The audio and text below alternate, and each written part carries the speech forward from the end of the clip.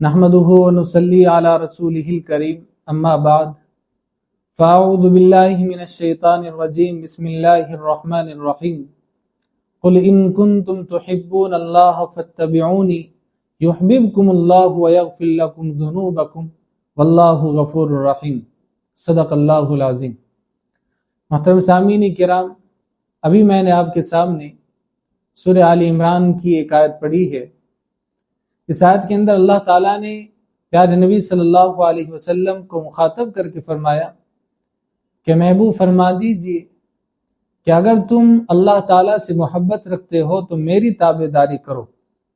پھر اللہ تعالیٰ خود تم سے محبت کرے گا اور تمہارے گناہوں کو بخش دے گا، کیونکہ اللہ تعالیٰ بہت زیادہ غفور ہے، بخشنے والا ہے اور رحم کرنے والا ہے۔ حضرات محترم، ہم سب جانتے ہیں کہ ماہ ربیع الاول چل رہا ہے، اور جب بھی ماہ ربیع الاول آتا ہے تو مسلمانوں کے اندر باتیں بننا شروع ہو جاتی ہیں، علماء کے بیانات آنے شروع ہو جاتے ہیں، خاص طور سے 12 ربیع الاول کو لے کر کے کہ پیارے نبی صلی اللہ علیہ وسلم کی ولادت کے تعلق سے جو عید منائی جاتی ہے، جو جشن منایا جاتا ہے، اور اللہ کی نبی کی محبت کا جو اظہار کیا جاتا ہے، اس کا تعلق قرآن و حدیث سے ہے کہ نہیں ہے، اور بہت سے سوالات دارالافتاء کے اندر آنے شروع ہو جاتے ہیں۔ اس لیے سوچا کہ آج کے اس بیان کے اندر، اس گفتگو کے اندر آپ کے سامنے اس تعلق سے کچھ باتیں قرآن و حدیث کی روشنی میں پیش کی جائیں۔ دیکھیے، سب سے پہلی بات کہ پیارے نبی صلی اللہ علیہ وسلم سے محبت یہ ہمارے ایمان کا حصہ ہے، یہ ہمارے اسلام کی روح ہے۔ کوئی بھی شخص مومن نہیں ہو سکتا جب تک وہ اللہ کے نبی صلی اللہ علیہ وسلم سے محبت نہ کرے۔ اور محبت بھی کیسی؟ محبت ایسی کہ اپنی جان سے زیادہ، اپنی ماں باپ سے زیادہ، اپنی آل اولاد سے زیادہ، یہاں تک کہ دنیا کے تمام انسانوں سے زیادہ وہ اللہ کے نبی سے محبت نہ کرے، تب تک کوئی شخص مومن اور مسلمان نہیں ہو سکتا۔ اور یہی ہمارا عقیدہ ہے، یہی ہمارا ایمان ہے۔ اور بخاری شریف کی روایت ہے، حضرت انس رضی اللہ تعالیٰ نے اس کے راوی ہیں، وہ فرماتے ہیں کہ پیارے نبی صلی اللہ علیہ وسلم نے ارشاد فرمایا کہ لا یؤمن احدکم حتی اکون احب الیہ من والدہ وولدہ والناس اجمعین، کہ تم میں سے کوئی شخص اس وقت تک کامل مومن نہیں ہو سکتا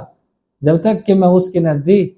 اس کے والدین، اس کی اولاد، یہاں تک کہ دنیا کے تمام انسانوں سے زیادہ میں اس کے نزدیک محبوب نہ ہو جاؤں۔ تو جہاں تک اللہ کے نبی کی محبت کا تعلق ہے تو یہ ہمارا ایمان ہے، یہ ہمارا یقین ہے کہ اللہ کے نبی کی محبت کا حق دنیا کے ہر انسان سے سب سے زیادہ ہے، سب سے اوپر ہے۔ لیکن بتانے کا اور جاننے کا مقصد یہ ہے کہ بعض لوگوں نے بدعات اور خرافات کو اللہ کے نبی صلی اللہ علیہ وسلم کی محبت کا نام دے دیا ہے، یعنی سالوں سال اللہ کے نبی صلی اللہ علیہ وسلم کی نافرمانی کرتے رہیں گے، اللہ کے نبی صلی اللہ علیہ وسلم کی بغاوت کرتے رہیں گے، اور جب ماہ ربیع الاول آئے گا تو عید میلاد منا کر سمجھے گے کہ ہم نے اللہ کے نبی کی محبت کا حق ادا کر دیا۔ تو آج ہمیں جاننا یہ ہے کہ یہ جو عید میلاد ہے، یہ جو 12 ربیع الاول کو جشن منایا جاتا ہے، اس کا قرآن و سنت سے، صحابہ اور تابعین کی سیرت سے کوئی ثبوت ملتا ہے کہ نہیں ملتا ہے۔ لیکن جب ہم مطالعہ کرتے ہیں قرآن و حدیث کا، صحابہ اور تابعین کی سیرت کا مطالعہ کرتے ہیں، تو اس عید میلاد کا ذکر ملنا تو دور کی بات ہے، قرآن و حدیث کے اندر 12 ربیع الاول کا بھی کوئی ذکر نہیں ملتا۔ اللہ کے نبی صلی اللہ علیہ وسلم کی ولادت کی جو تاریخ ہے، اس تعلق سے بھی پوری احادیث کا ذخیرہ خاموش ہے۔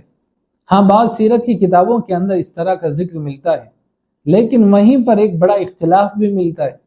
بعض مورخین لکھتے ہیں کہ اللہ کے نبی کی ولادت شریفہ 12 ربیع الاول کو ہوئی، بعض لکھتے ہیں کہ اللہ کے نبی کی ولادت 9 ربیع الاول کو ہوئی، اور بعض لکھتے ہیں کہ 8 ربیع الاول کو ہوئی۔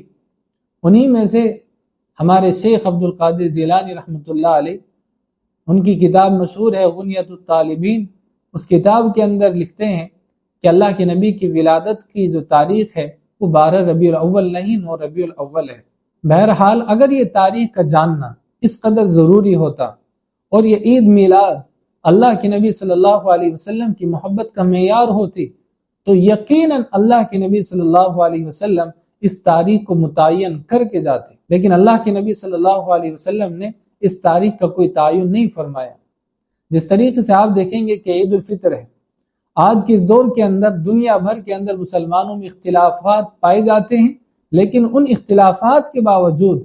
تمام مسلمانوں میں اتفاق ہے کہ ایک شوال المکرم ہی عید الفطر کا دن ہے۔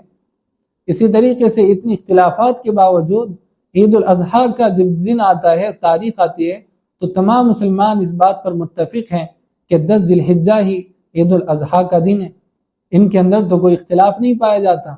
وجہ اس کی یہ ہے کہ ان کی تاریخ متعین ہے، اور یہ جو تیسری عید منائی جاتی ہے، اس عید کا کوئی ثبوت قرآن و حدیث کے اندر نہیں ملتا، اور قرآن و حدیث کے اندر اس کا ثبوت تو دور کی بات ہے، ان کے بعد صحابہ، تابعین، ائمہ مجتہدین، یہاں تک کہ ہمارے جو بعض فقہا ہیں جن کی بڑی مشہور کتابیں ہمیں ملتی ہیں، ہدایہ ہے، قدوری ہے، اور کنز الدقائق ہے، شرح وقایہ ہے، ان کتابوں کے اندر بھی کوئی اس طرح کا باب یا اس طرح کا عنوان ہمیں نہیں ملتا، جبکہ احادیث کی کتابوں کے اندر، فقہ کی کتابوں کے اندر عیدین کے نام سے ہمیں عنوان ملتا ہے، اور ان کے اندر عید الفطر اور عید الاضحیٰ کا ذکر ملتا ہے۔ تیسری عید، عید میلاد النبی کا کوئی ذکر نہیں ملتا، اور خود پیارے نبی صلی اللہ علیہ وسلم کی زندگی کے اندر یہ سال 63 مرتبہ آیا ہے، نہ ہی تو اللہ کے نبی صلی اللہ علیہ وسلم نے اس تاریخ کے اندر خود جشن منایا، اور نہ ہی بازار سجائے،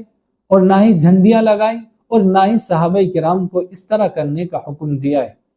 پھر حضرت ابو بکر رضی اللہ تعالیٰ عنہ کا دور خلافت آتا ہے، حضرت عمر رضی اللہ عنہ کا دور آتا ہے، حضرت عثمان غنی، حضرت علی رضی اللہ عنہ، بعد میں صحابہ کا دور آتا ہے، تابعین کا دور آتا ہے۔ ہمیں کوئی ثبوت اس طرح کا نہیں ملتا کہ جنہوں نے اس تیسری عید کا کوئی ذکر کیا ہو، یا تیسری عید منائی ہو، یا منانے کا حکم دیا ہو۔ اور حضرات، یہ تمام باتیں تو ایک طرف ہیں، ایک طرف یہ دیکھیں کہ ان لوگوں کا جو جشن منانے کا طریقہ ہے وہ دیکھیں، مکمل طور پر اللہ کے نبی کی تعلیمات کی خلاف ورزی اس کے اندر کی جاتی ہے۔ ایک طرف تو آپ اللہ کے نبی کی ولادت کا دن منا رہے ہیں، دوسری طرف اسی نبی کے ساتھ بغاوت کی جا رہی ہے، اللہ کے نبی کی تعلیمات کے سراسر خلاف۔ ایک تو ان کی خرابی یہ ہوتی ہے کہ بازاروں کے اندر چیخنا، چلانا، شور مچانا، ڈی جے بجانا، اور طرح طرح کی قوالیاں اور نظمیں چلانا، اس طرح لوگوں کو پریشان کرنا، جبکہ یہ اللہ کے نبی کی تعلیمات کے خلاف ہے۔ اللہ کے نبی صلی اللہ علیہ وسلم کے تعلق سے پہلی آسمانی کتابوں کے اندر جو آپ کی ایک صفت بیان کی گئی ہے، وہ یہ کہ بیان کی گئی ہے کہ اللہ کے نبی صلی اللہ علیہ وسلم بازاروں کے اندر چیخنے اور چلانے والے اور شور و غل مچانے والے نہیں تھے۔ تو معلوم یہ ہوا کہ بازاروں کے اندر شور و غل مچانا اور لوگوں کو پریشان کرنا اور چیخنا اور چلانا، یہ اللہ کے نبی کی تعلیمات کے خلاف ہے، اللہ کے نبی صلی اللہ علیہ وسلم کے مقصد کے خلاف ہے۔ اسی طریقے سے 12 ربیع الاول کو عید کے نام پر نہ جانے کس قدر مرد و عورت کا اختلاط ہوتا ہے، اور میں یہ نہیں کہتا، الحمدللہ جو بعض اعتدال ان کے علماء ہیں بریلوی حضرات کے، وہ اس بات کے اوپر تنبیہ بھی کر رہے ہیں، وہ خود ان لوگوں سے اب پریشان ہو چکے ہیں، کیونکہ ان لوگوں کی وجہ سے ان لوگوں کا مسلک بدنام ہو رہا ہے،